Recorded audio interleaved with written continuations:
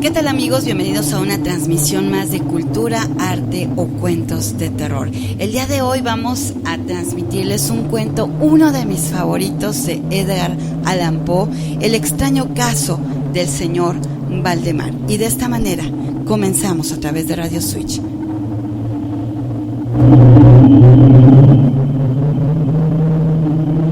La verdad sobre el caso del señor Valdemar. De ninguna manera me parece sorprendente que el extraordinario caso del señor Valdemar haya provocado tantas discusiones. Hubiera sido un milagro que ocurriera lo contrario, especialmente en tales circunstancias.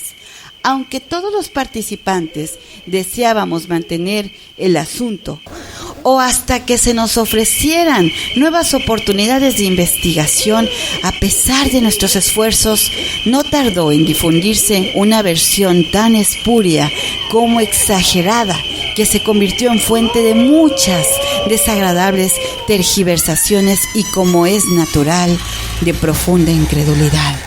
El momento ha llegado de que yo dé a conocer los hechos en la medida en que me es posible comprenderlos.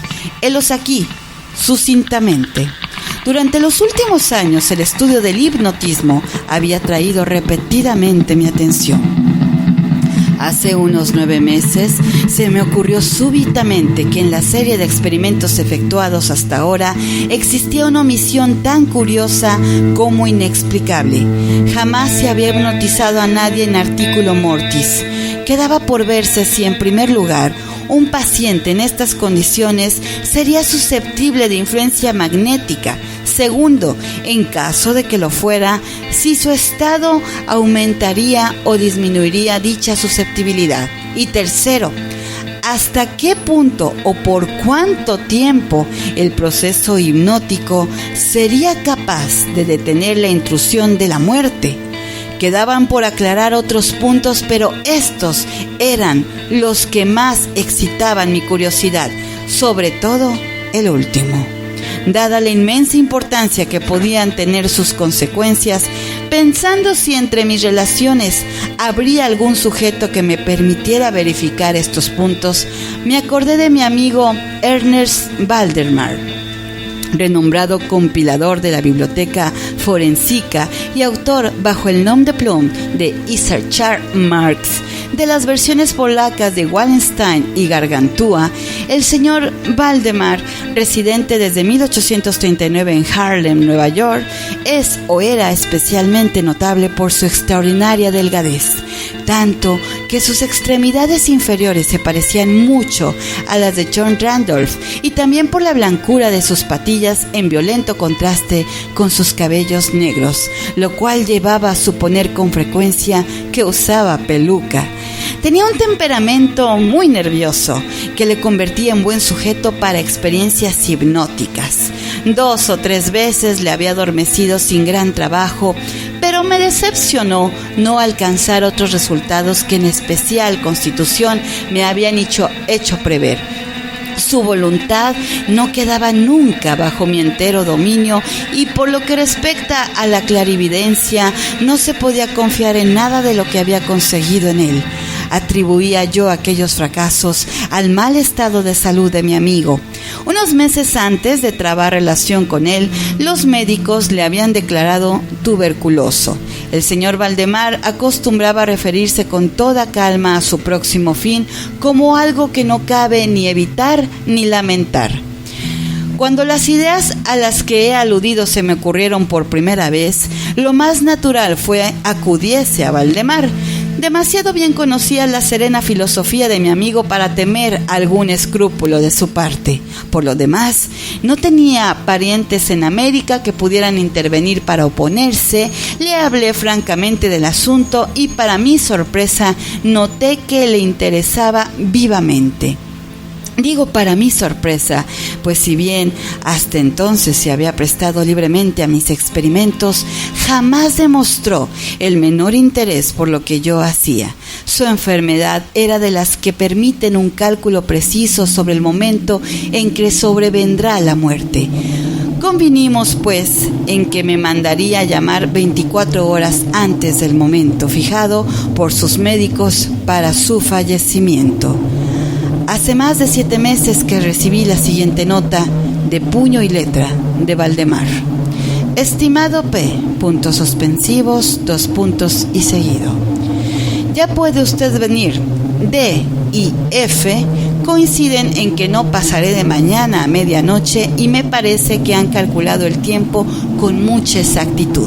Valdemar. Recibí el billete media hora después de escrito y 15 minutos más tarde estaba en el dormitorio del moribundo. No le había visto en los últimos 10 días y me aterró la espantosa alteración que se había producido en tan breve intervalo. Su rostro tenía un color plomizo, no había el menor brillo en los ojos y tan terrible era su delgadez que la piel se había abierto en los pómulos. Expectoraba continuamente y el pulso era casi imperceptible. Conservaba, no obstante, una notable claridad mental y cierta fuerza. Me habló con toda claridad, tomó algunos calmantes sin ayuda ajena y en el momento de entrar en su habitación le encontré escribiendo unas notas en su libreta. Se mantenía sentado en el lecho con ayuda de varias almohadas y estaban a su lado los doctores D y E. Luego de estrechar la mano de Valdemar, llevé aparte a los médicos y les pedí que me explicaran detalladamente el estado del enfermo. Desde hacía 18 meses el pulmón izquierdo se hallaba en un estado semióseo o cartilaginoso y, como es natural, no funcionaba en absoluto. En su porción superior, el pulmón derecho aparecía parcialmente osificado, mientras la inferior era tan solo una masa de tubérculos purulentos que se confundían unos con otros. Todos estos fenómenos del lóbulo derecho eran de fecha reciente. La osificación se había operado con insólita rapidez, ya que un mes antes no existían señales de la misma y la adherencia solo había sido comprobable en los últimos 3 días. Aparte de la tuberculosis, los médicos sospechaban un aneurisma de la aorta, pero los síntomas de osificación volvían sumamente difícil un diagnóstico. Ambos facultativos opinaban que Valdemar moriría hacia la medianoche del día siguiente, un domingo. Eran ahora las 7 de la tarde del sábado. Al abandonar la cabecera del moribundo para conversar conmigo, los doctores D y F se habían despedido definitivamente de él.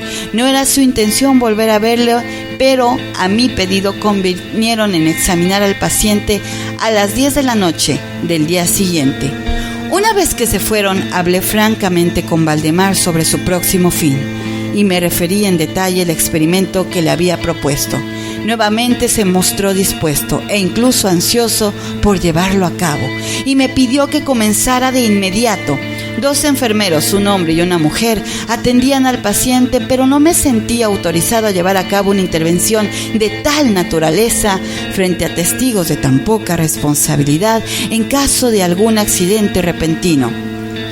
Aplacé, por tanto, el experimento hasta las 8 de la noche del día siguiente, cuando la llegada de un estudiante de medicina de mi conocimiento, el señor Theodore Earle, me libró de toda preocupación. Mi intención inicial había sido la de esperar a los médicos, pero me vi obligado a proceder primeramente por los urgentes pedidos de Valdemar y luego por mi propia convicción de que no había un minuto que perder, ya que con toda evidencia el fin se acercaba rápidamente.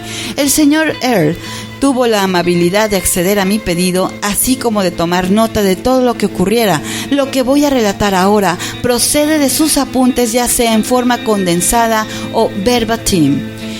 Faltaban 5 minutos para las 8 cuando, después de tomar la mano de Valdemar, le pedí que manifestara con toda claridad posible en presencia de Earle que estaba dispuesto a que yo le hipnotizara en el estado en que se encontraba.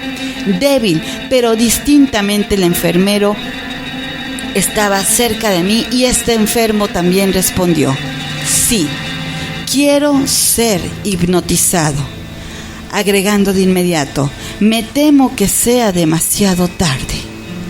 Mientras así decía, empecé a efectuar los pases que en las ocasiones anteriores había sido más efectivos con él. Sentía indudablemente la influencia del primer movimiento lateral de mi mano por su frente, pero aunque empleé todos mis poderes, me fue imposible lograr otros efectos hasta algunos minutos después de las 10, cuando llegaron los doctores D y F. Tal como lo habían prometido, en pocas palabras les expliqué cuál era mi intención y cómo no opusieron inconveniente, considerando que el enfermo se hallaba ya en agonía. Continué sin vacilar, cambiando sin embargo los pases laterales por otros verticales y concentrando mi mirada en el ojo derecho del sujeto.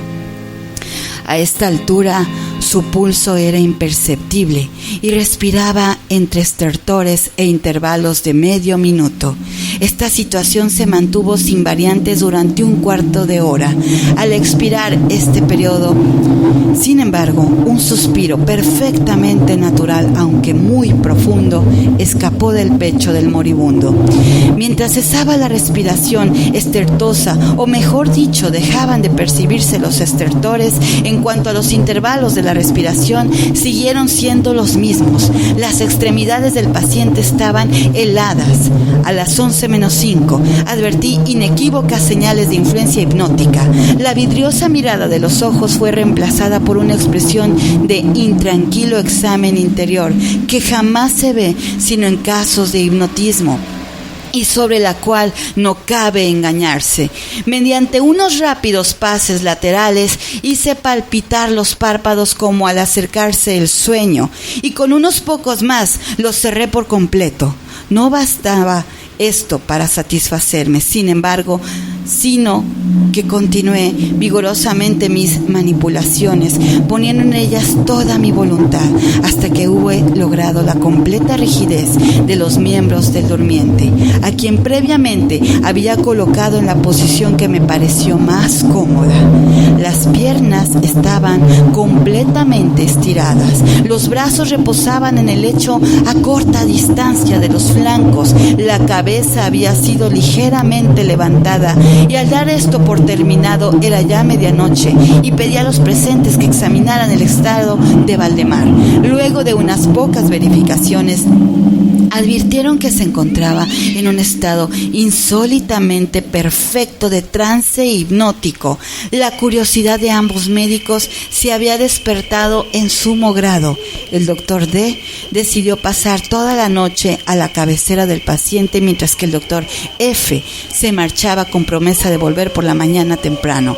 Él, el enfermero, y los otros enfermeros se quedaron. Dejamos a Valdemar en completa tranquilidad hasta las 3 de la madrugada, hora en que me acerqué y vi que seguía en el mismo estado en que al marcharse el doctor F, vale decir, yacía en la misma posición y su pulso era imperceptible. Respiraba sin esfuerzo, aunque casi no advertía su aliento, salvo que se aplicara un espejo y a los labios, y los ojos estaban cerrados con naturalidad y las piernas tan rígidas y frías como si fueran de mármol.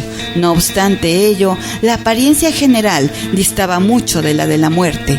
Al acercarme intenté un ligero esfuerzo para influir sobre el brazo derecho, a fin de que siguieran los movimientos del mío, que movía suavemente sobre su cuerpo.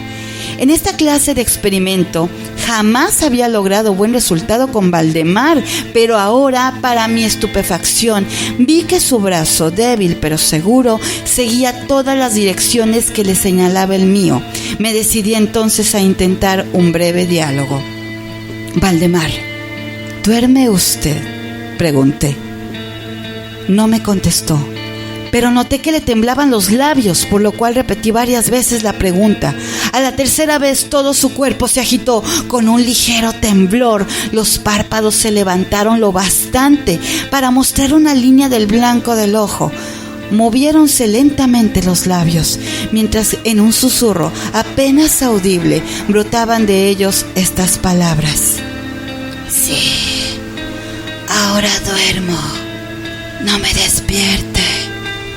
Déjeme morir así». Palpé los miembros, encontrándolos todos tan rígidos como antes. Volví a interrogar al hipnotizado. ¿Sigue sintiendo dolor en el pecho, Valdemar? La respuesta tardó un momento y fue aún menos audible que la anterior. No sufro, me estoy muriendo. No me pareció aconsejable molestarle más por el momento y no volví a hablarle hasta la llegada del doctor F, que arribó poco antes de la salida del sol y se quedó absolutamente estupefacto al encontrar que el paciente se hallaba todavía vivo. Luego de tomarle el pulso y acercar un espejo a sus labios, me pidió que le hablara otra vez, a lo cual accedí. Valdemar, dije, ¿sigue usted durmiendo? Como la primera vez, pasaron unos minutos antes de lograr respuesta y durante el intervalo el moribundo dio la impresión de estar juntando fuerzas para hablar. A la cuarta repetición de la pregunta y con voz de la debilidad, volvía casi inaudible y murmuró: sí, dormido, muriéndome. La opinión, o mejor, el deseo de los médicos era que no se arrancase a Valdemar de su actual estado de aparente tranquilidad hasta que la muerte sobreviniera, cosa que según consenso general solo podía tardar algunos minutos. Decidí, sin embargo, hablarle una vez más, limitándome a repetir mi pregunta anterior. Mientras lo hacía, un notable cambio se produjo en las facciones del hipnotizado. Los ojos se abrieron lentamente, aunque las pupilas habían girado hacia la derecha, la piel adquirió una tonalidad cadavérica más semejante al papel blanco que al pergamino, y los círculos écticos que hasta ese momento se destacaban fuertemente en el centro de cada mejilla se apagaron bruscamente. Empleo estas palabras porque lo instantáneo de su desaparición trajo a mi memoria la imagen de una bujía que se apaga de un soplo. Al mismo tiempo, el labio superior se replegó, dejando al descubierto los dientes que antes cubría completamente, mientras la mandíbula inferior caía con un sacudimiento que todos oímos, dejando la boca abierta de par en par y revelando una lengua hinchada y ennegrecida. Supongo que todos los presentes estaban acostumbrados a los horrores de un lecho de muerte, pero la apariencia de Valdemar era tan espantosa en aquel instante que se produjo un movimiento general de retroceso. Comprendo que he llegado ahora a un punto de mi relato en el que el lector se sentirá movido a una absoluta incredulidad. Me veo, sin embargo, obligado a continuarlo. El más imperceptible signo de vitalidad había cesado en Valdemar. Seguros de que estaba muerto, lo confiábamos ya a los enfermeros, cuando nos fue dado observar un fuerte movimiento vibratorio de la lengua. La vibración se mantuvo aproximadamente durante 1 minuto. Al cesar de aquellas abiertas e inmóviles mandíbulas, brotó una voz que sería insensato pretender describir. En verdad que existen 2 o 3 epítetos que cabría aplicarle parcialmente. Puedo decir, por ejemplo, que su sonido era áspero y quebrado, así como hueco, pero el todo es indescriptible, pero la sencilla razón de que jamás un oído humano ha percibido resonancias semejantes, 2 características, sin embargo, según lo pensé en el momento y lo sigo pensando, pueden ser señaladas como propias de aquel sonido y dar alguna idea de su calidad extraterrena. En primer término, la voz parecía llegar a nuestros oídos, por lo menos a los míos, desde larga distancia o desde una caverna en la profundidad de la tierra. Segundo, me produjo la misma sensación, temo que me resultará imposible hacerme entender, que las materias gelatinosas y viscosas producen en el sentido del tacto. He hablado al mismo tiempo de sonido y de voz. Quiero decir que el sonido consistía en un silabeo clarísimo, de una claridad incluso asombrosa y aterradora. El señor Valdemar hablaba, y era evidente que estaba contestando a la interrogación formulada por mí unos minutos antes. Como se recordará, le había preguntado si seguía durmiendo, y ahora escuché: sí, no, estuve durmiendo, y ahora estoy muerto. Ninguno de los presentes pretendió siquiera negar ni reprimir el inexplicable, inexpresable, estremecedor espanto que aquellas pocas palabras así pronunciadas tenían para producir. Él, el estudiante, cayó desvanecido. Los enfermeros escaparon del aposento y fue imposible convencerlos de que volvieran. Por mi parte, no trataré de comunicar mis propias impresiones al lector. Durante 1 hora, silenciosos, sin pronunciar una palabra, nos esforzamos por reanimar a Earl. Cuando volvió en sí, pudimos dedicarnos a examinar el estado de Valdemar. Seguía en todo sentido, como lo he descrito antes, salvo que el espejo no proporcionaba ya pruebas de su respiración. Fue inútil que tratáramos de sangrarlo en el brazo. Debo agregar que este no obedecía ya a mi voluntad. En vano me esforcé por hacerle seguir la dirección de mi mano. La única señal de la influencia hipnótica la constituía ahora el movimiento vibratorio de la lengua cada vez que volvía a hacer una pregunta a Valdemar. Se diría que trataba de contestar, pero que carecía ya de voluntad suficiente. Permanecía insensible a toda pregunta que le formulara cualquiera que no fuese yo. Aunque me esforcé por poner a cada uno de los presentes en relación hipnótica con el paciente, creo que con esto he señalado todo lo necesario para que se comprenda cuál era la condición del hipnotizado en ese momento. Se llamó a nuevos enfermeros y a las 10 de la mañana abandoné la morada en compañía de ambos médicos y de Earl. Volvimos por la tarde a ver al paciente. Su estado seguía siendo el mismo. Discutimos un rato sobre la conveniencia y posibilidad de despertarlo, pero poco nos costó llegar a la conclusión de que nada bueno se conseguiría con eso.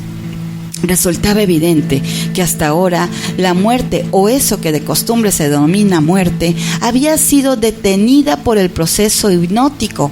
Parecía claro que si despertábamos a Valdemar, lo único que lograríamos sería su inmediato o por lo menos su rápido fallecimiento.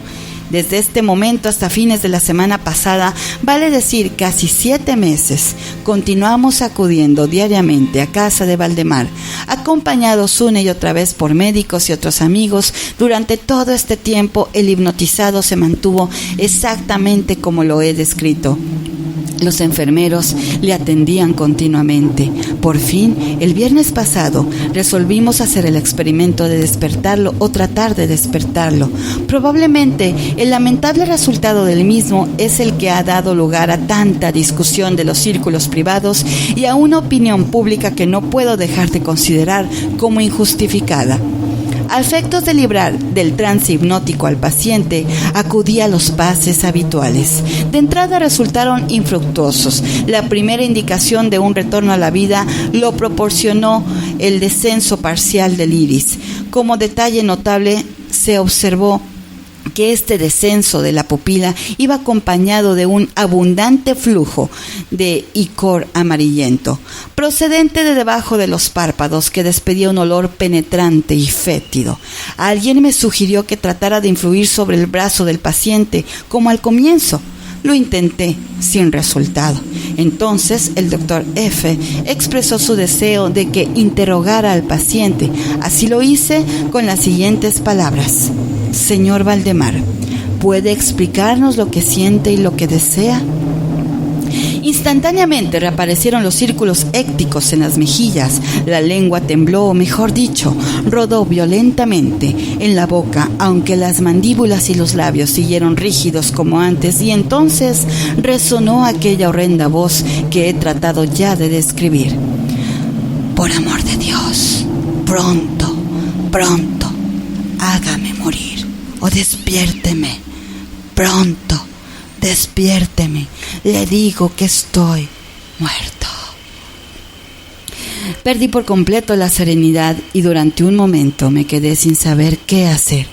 Por fin intenté calmar otra vez al paciente, pero al fracasar debido a la total suspensión de la voluntad, cambié el procedimiento y luché con todas mis fuerzas para despertarlo.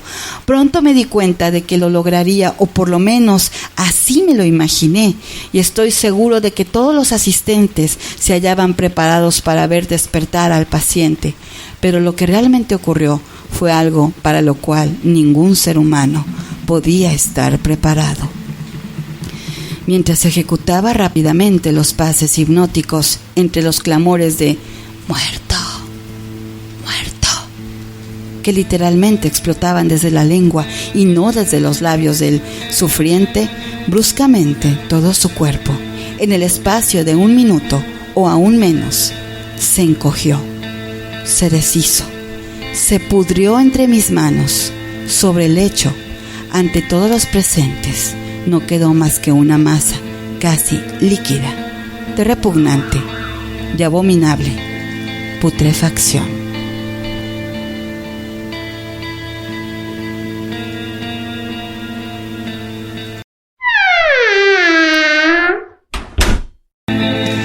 Amigos, ¿qué les pareció este cuento? En lo personal me fascina, es uno de los cuentos favoritos de Edgar Allan Poe, de mis cuentos favoritos. Espero que también les haya gustado.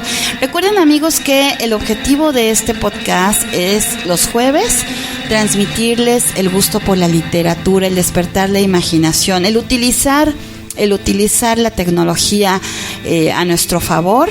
De repente por cuestiones de tiempo no podemos leer o estar leyendo o estar con el libro en la mano. Bueno, pues esa es una forma de que también promovamos con nuestros niños la cultura.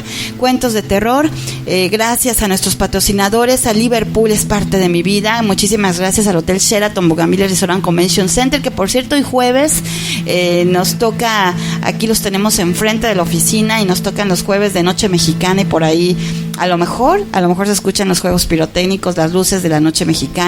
Gracias también a Lisboa Residencial, le damos la bienvenida como patrocinadora a Lisboa Residencial. Agradecemos también a Vinoteca. Estos cuentos se antojan, sí o no, para una copita de vino acompañado de estos cuentos y de cualquier libro que sea de su preferencia. También agradecemos a Grupo Sich, incubación de tu proyecto empresarial, darle una dirección, darle un rumbo, una evaluación. Grupo Sich. También a Edar Diseño, si buscan ustedes un diseñador gráfico profesional, Edar Diseño. También Plaza Santa María. Recuerden que transmitimos desde piso 4 y además de contar con locales comerciales, áreas para oficina, tiene también área para un día o unas vacaciones. Pueden venir a Plaza Santa María aquí en Puerto Vallarta, lo pueden buscar por Facebook. También a Canaco Puerto Vallarta. Gracias también a Canirac Puerto Vallarta. Agradecemos a Cinemex Plaza Caracol, a Cinemex Galerías, a Plaza Caracol también agradecemos. A Panique, las mejores pizzas en Puerto Vallarta, en contraesquina del Parque Hidalgo. También tienen deliciosos vinos, por cierto. Paniqué con la promoción para los cumpleañeros, 5 personas y una pizza completamente gratis para celebrar el cumpleaños. Muchísimas gracias a todos nuestros patrocinadores, pero sobre todo muchísimas gracias a ustedes, amigos, por el favor de su atención, por darnos oportunidad de que nos escuchen y que podamos transmitir estos cuentos. Recuerden, síganos en Facebook, porque ahí en Facebook pueden también comentarnos, sugerirnos cuentos. Si ustedes tienen cuentos que quieran que los leamos o ustedes quieren leer los cuentos, bienvenidos, este espacio es para ustedes. De hecho, estén al pendiente en Facebook, porque además de transmitir en vivo desde centros comerciales, próximamente estaremos haciendo cuentos con los niños. Nos interesa mucho que los niños se explayen, que nos platiquen, que nos cuenten y que sientan la vivencia de un programa y una transmisión en radio. Muchísimas gracias a Eduardo Solieca en la producción y controles técnicos de Cuentos de Terror. Yo soy Elizabeth Islas y recuerden, switchense, esto es Radio Switch.